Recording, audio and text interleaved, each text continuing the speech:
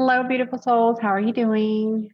I had a request recently from someone who wanted me to cover again Christ consciousness and the link between ascension and or reincarnation. So that is the topic for today. Thank you for joining me. So Christ consciousness is, it's a embodiment. It's a whole multifaceted way that you go about your day-to-day life. But it helps to bridge the gap between where we are in 3D and where we want to be in newearth of 5D, and the ascension that takes us there. So the inner knowing, that gnosis that you've heard many of us talk about before, that's your like internal GPS. That's your Geiger counter. Lets you know whenever you're too close to something that's not in your highest and best good, or pulls you towards something that really is in alignment for you that you hadn't noticed before. So even with the solar flares and the high CMEs, coronal mass ejections that come toward Earth, those higher frequencies and higher energies help to activate our latent DNA and helps change our matter, the body that we are in, on a cellular level. And so even those that have no idea what ascension is and could care less about the journey are actually getting upgrades, and they are changing on a cellular level. The DNA changes, the cellular level changes, that's all very internal changes that your ego mind will certainly do a really good job of talking you out of detecting those changes. But the law of one, universal laws, guide the ascension process. And the biggest deterrent or single biggest thing that derails people from that ascension journey is the ego. The ego is the biggest obstacle to ascension because it really feeds that reincarnation loop. The ego is always in service to self, always wants to be in control, enforces the labels, the status, the materialism, linear thinking, enforces being in a fear state, all the low vibrational thinking, shame, blame, pain, cause and effect, and really reinforces the victim mentality. So ego is always there until you put it in check, until you knock it off its pedestal, until you take your power back from the ego monster that lives within. So we have free will choice as sovereign beings. It is up to us every single day to exert our free will and choose to either further course correct in alignment with source creator or away from source creator. Whenever the free will decisions take place that align you with source, you are knocking the ego back. Because the ego, like I said before, it's always about duality and service to self. And whenever you make this decision that puts you in unity consciousness, which is Christ consciousness, and in service to others instead of service to self, that is not what the ego wants you to do. But whenever you make that choice and you follow through with it, the ego has no recourse, right? The ego is only as strong as you allow it to be. It is a voice. It is a something that you can turn off. It's something that you can say, you know what, you have no control over me anymore.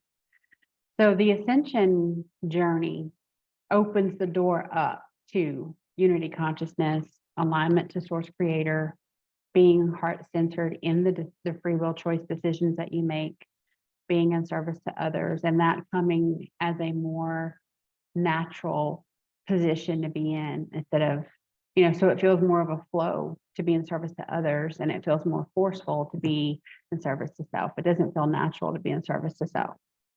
Higher frequencies, abundance, unconditional sharing, guided support, co-creation of your manifested reality, universal knowledge, authenticity, gratitude, and connectedness. So all of these things really align you with Source Creator because it aligns you in Christ consciousness. All of these things happen as a byproduct of that journey, of that DNA activation, of the higher frequency, the increased energy, faster processing, and being able to exit the matrix. All components of Christ consciousness. So when we are in tune with the gnosis and that inner knowing, we're born with amnesia, but lifetime after lifetime after lifetime, our souls have proven to go back to that inner knowing and that gnosis and remember why we came here and what our mission is and what our purpose is. We've done this life after life after life.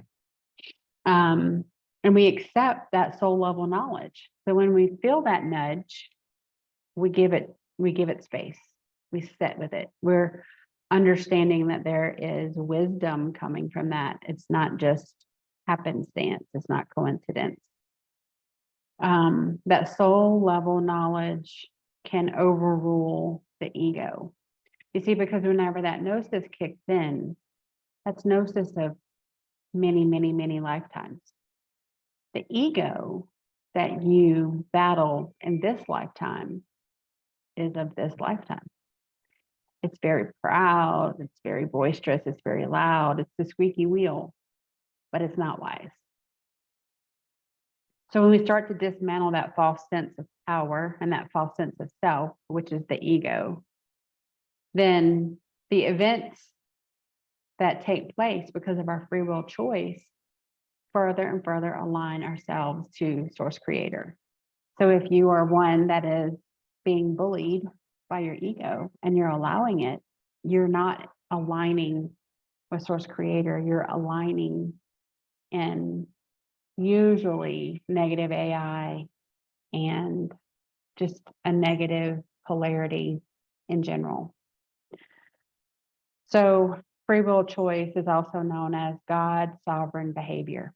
And that is maintaining your sovereignty, understanding that you have a God presence, that you are connected to God's source, and those are the things that guide your behavior.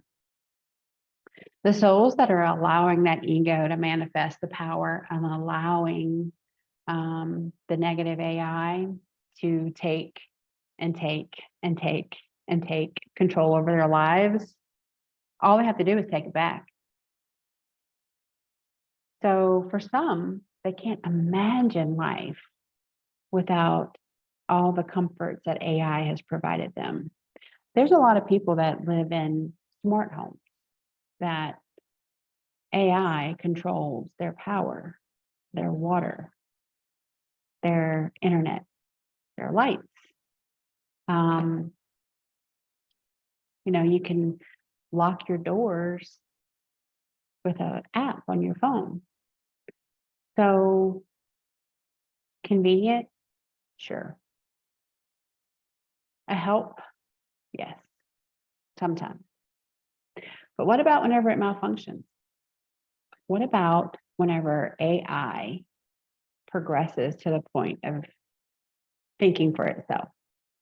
Because that's already been documented.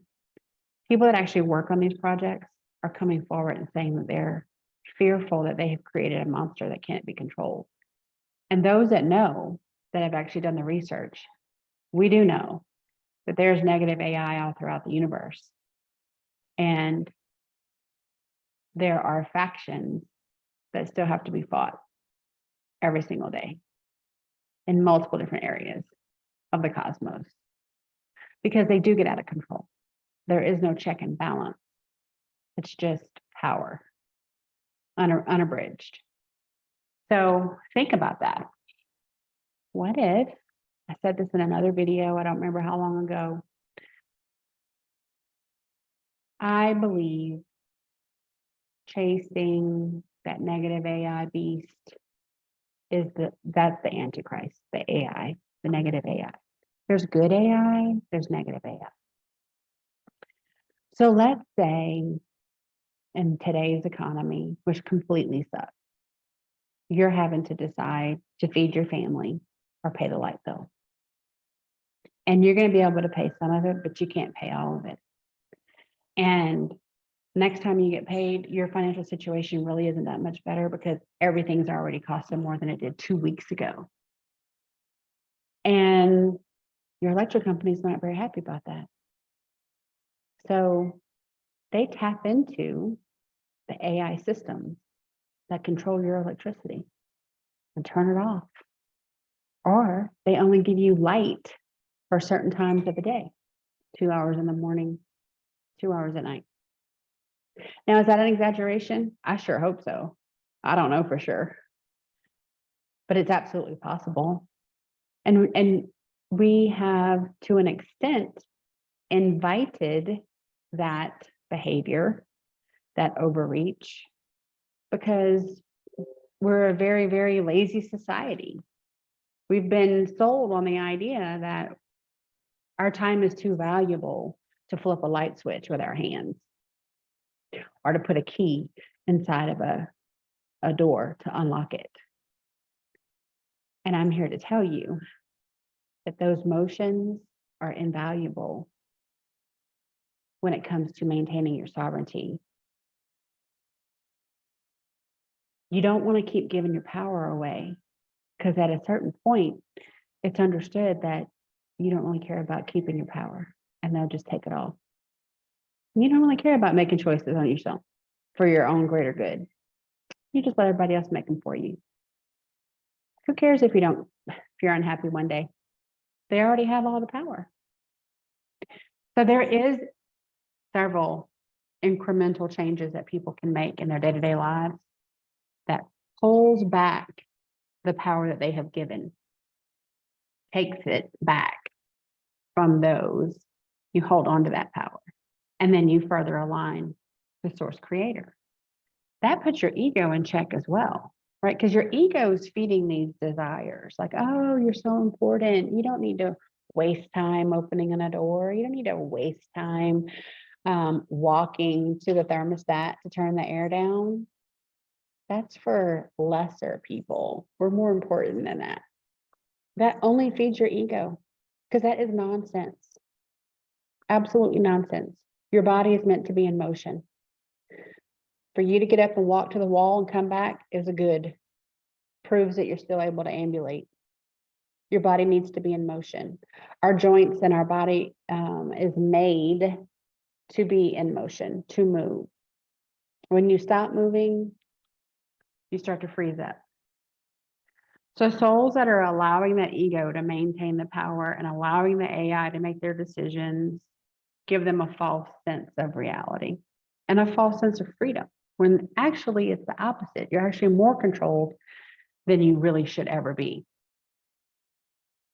But you're not really learning your soul lessons either, right? Because as we go within, we have a greater value for time in nature. We have a greater value for sunshine. We have a greater value for rivers and streams and birds and bees and trees and flowers and all these things that, by way of progress, have been discounted. How many times have you seen every tree in a development cut down? Every tree for miles and miles. Why? Is shade so bad? Because of a root? So you're going to dig all this up? Why? So later on, when people inhabit these areas, you can come back and plant new trees? That makes no sense. Because they want the power that you control for it to look a certain way, instead of the way that Mother Gaia, Source Creator, Father Sky intended it to look. So a being, AI, and all those kind of drunk on the power of AI feel it's within their power to rearrange Mother Gaia and the trees and all the beings that depend on the trees. You see, so as your ascension really takes off, your perception of the world that we live in really changes. And I'm not here to tell you that you're doing it wrong. I'm not here to tell you that I'm doing it right. That's not the message. The message is to course correct and be in alignment with Source Creator. You really need to be heart-centered and Christ-conscious centered. And whenever you do that, then those free will choices that you make to be in alignment to Source also at the same time gives respect to all Creator's beings, gives respect to our grassy areas, our rivers, our streams. You have respect for the advances that we have in the world to be able to do things, but you also recognize that there should be a limit to the power that the AI has. And you then see it differently because of your perception has changed, right? Because for me, I got there because I got tired of having no say in what I was doing on a day-to-day basis. I was told what to say and how to say it and what not to say and what to wear. And at a certain point, you have to think, do I have a say in anything? Yeah, you do, but you have to exert yourself. And you want to do it in a way that is in alignment to Source Creator. You don't want to just go out there being an asshole. That's not going to get you anywhere. So having the respect for living things, having the respect for the trees that provide shade and so much more. I just think it's shade because I'm from the South.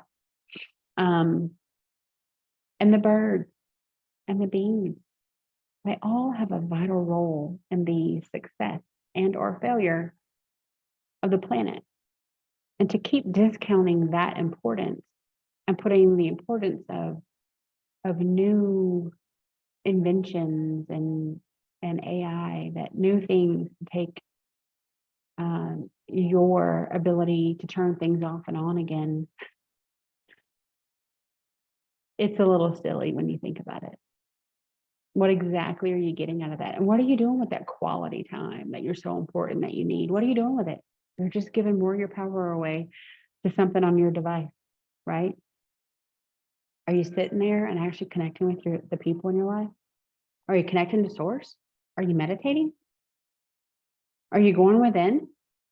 Are you addressing your own fears, your own shadow work? That is really the things that come about in a very organic way whenever a being chooses Christ consciousness and the alignment to Source Creator. So given a lifetime worth of free will choices, if a being consistently chooses to be in service of self and not in alignment with divine Source Creator, that soul will reincarnate because they have not learned all their lessons for soul evolution. People can master selfishness at a very young age. And if you just continue down that road, and you continue down the road of force, I'm going to get this because I deserve it. That's all ego. How dare they say blah, blah, blah. That's ego too. See, when varying opinions are made, I listen. Even sometimes from sources that I would not otherwise listen to. If it's something that resonates with me, then I really digest it. I don't just take it at face value. I look deep and I see what it actually means for me. And so that means I'm not of the masses, but it also means that I'm not censoring the masses. I'm just asking that the masses be in alignment with Source Creator. And so that the information put out is in alignment with goodness. I don't really see a downside to that. So the more a soul is in service to self, the more times that soul is going to reincarnate. And you'll go to a different 3D dimension or 3D planet or space or place to learn those lessons in that density, in that dimension. And until you get the boxes checked, you keep going back. So souls that are in service to others, in alignment to Source Creator, living unity consciousness, and all the things for ascension and 5D and all of that. They ascend and transcend that dimension. And so they no longer have to reincarnate unless they want to. And pretty much all of us here that are doing this lightworker, starseed stuff, we all volunteered to come down and help humanity out because we've been there and we've done that and we've got all of our boxes checked. But we decided to come down and help humanity because it's been quite the shit show down here. And we're making a big dent. But man, we've been through a lot, right? So when the hope is eventually that soul knowing, that gnosis kicks in, and that existence, that incarnation ends up being the one where they find their truth and they align to Source Creator. And they're no longer in service to self, they're in service to others. And then that soul can start to flourish and grow. It is no longer on that negative, low vibrational, selfish, service to self loop. And so that is hushing the ego, putting the ego in its place. Do you need your ego to survive? Yes, but in a very small context. Not these big, massive egos. Like there's people that their ego gets to the room well ahead of them, and then their big head tries to squeeze in the door, and then the body shows up. Like, hey, what I miss? What has the ego decided for us to do today? That's not the life that we were intended to have. That is a lesson that we're supposed to transcend and move beyond. We're not supposed to be living that life all the time, having our ego run the show. No.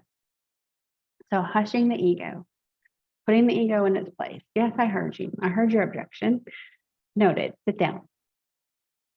We're doing what Source Creator wants us to do because that's what feeds our soul. That's what feels good. That's what gives us a sense of calm and peace. That's what ends the turmoil. And that is what gives us the ability to cut all the attachments to the crap, to the material. So whenever you no longer need the smart house, when you no longer need the most expensive vehicle that you can possibly fathom, when you no longer need all the brand name clothes, because it's not what you live in or what you drive or what you wear that makes you who you are, but it's what's inside, you're there. You have ascended. And if you find that everything I just said makes absolutely no sense, you have a lot of work to do. But it's possible. Free will choice. It's up to you. So Christ consciousness is the gateway. It is opens the door to all the good ascension journey, hills and valleys.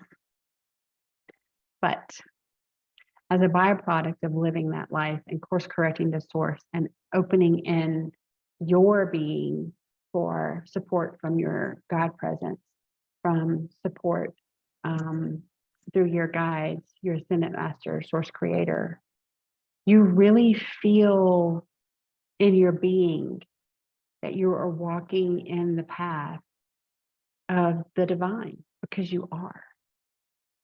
And if you realistically think about people in your life that have a lot of stuff, How many of them would you say are genuinely at peace with who they are in life? Not their status, not their bank account, not their address, not what they drive. Who that being is. Who are they? I have seen more times than I care to recount people at the end of their life questioning decisions that they made their entire life because they were listening to their ego. They were trying to keep up with people at work, pressures of society, their family, all material stuff, bigger house, bigger car, promotion at work. And what they ended up doing was they traded off things that at the end of their life, they really wanted to get back. Time with their children, vacations, time spent listening to their grandparents tell stories, walks in nature, living inside of a concrete jungle. I don't know what you get from that, but I think it just feeds the anxiety and the numbing and the disconnect and makes you feel more isolated. And so I hope that finding Christ consciousness, remembering what that gnosis is, remembering that trigger, knowing that that alignment to source creator is always in your highest and best good. Whatever it's meant to be for you, you find it on that path. Whenever you're on the other path, you're only discovering things your ego wants. Your ego is never satisfied. It's never good enough. You're never good enough for your ego. How's that for a mind-blowing moment? So hopefully this has helped you understand that reincarnation is really a soul level choice. Because if you incarnate and you come through the life that you chose, and you fall short of the expected lessons, you get the opportunity to repeat it as many times as you need. And that's the thing about source creator. And that's the thing about all the other planets and dimensions and everything. They're all event based. They don't have timelines like we were given. They don't have calendars like that. They don't have linear time. It's only here to keep us pigeonholed with our head down, working, and isolated.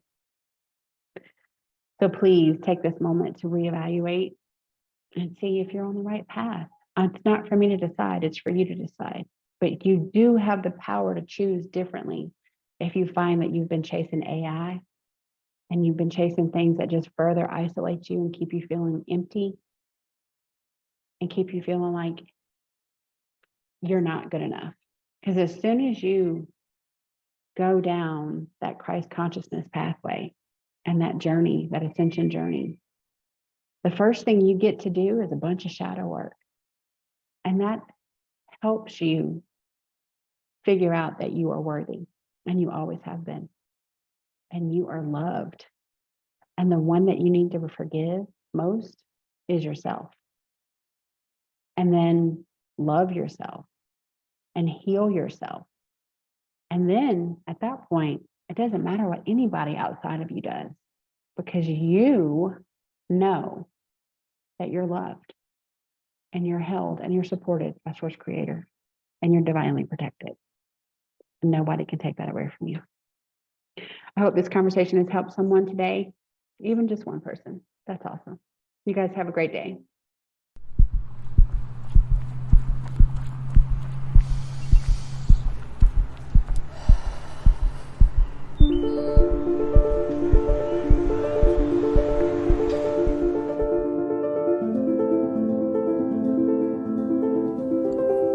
It's the key to life.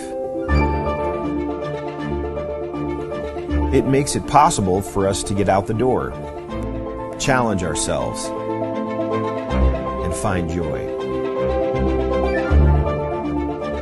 There are few things more important than our health. Throughout history, there have been breakthroughs in health technology that have made our lives longer, more vibrant, more joyful.